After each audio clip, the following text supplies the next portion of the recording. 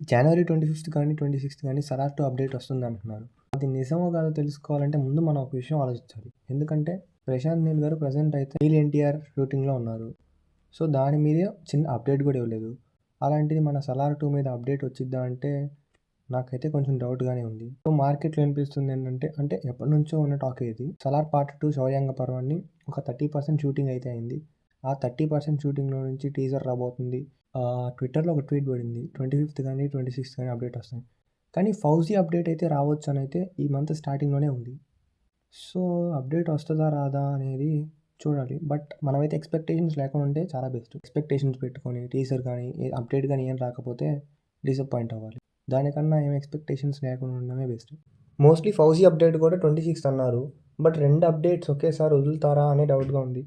Mostly అసలు ఏ update వస్తుందో ఏ update రాదో కూడా అర్థం కావట్లేదు. అయితే ఈ నెలలో ఫస్ట్ రాజాసాబ్ రిలీజ్ అయింది. రాజాసాబ్ రిలీజ్కి ఓకే కానీ డిసప్పాయింట్ అయ్యాము కొంచెం. ఆ తర్వాత స్పిరిట్ అప్డేట్ వదిలారు, ఫుల్లీ హ్యాపీ.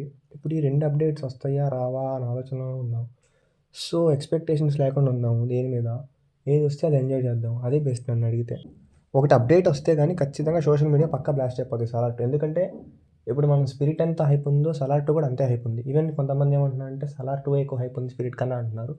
బట్ బజ్ ఉంది, చాలా బజ్ ఉంది. ఎందుకంటే మనం డైలీ సలార్ డోస్ చూస్తున్నాం. అలాంటిది ఆ సినిమా పార్ట్ 2 వస్తుందంటే ఆ మాత్రం ఉండదు కదా. చెప్తున్నా కదా, ఎక్స్పెక్టేషన్ లేకుండా ఉంటే మనం ఎంజాయ్ చేయొచ్చు. అంటే రాలేదంటే డిసప్పాయింట్మెంట్ ఉండదు. బట్ 50-50 ఛాన్సెస్, ఏమి చెప్పలేము. అదే చెప్పాను కదా, ఎన్టీఆర్ నీళ్ళది అవ్వలేదు, ఇది ఎట్లా వస్తుందని అందరూ అంటున్నారు. సో మీరు కూడా ఎక్స్పెక్టేషన్స్ పెట్టుకోవద్దు. యూట్యూబ్లో కూడా మంచి హైప్ అవుతుంది సోషల్ మీడియా మొత్తం. బట్ చూద్దాం ఏమైద్దాం.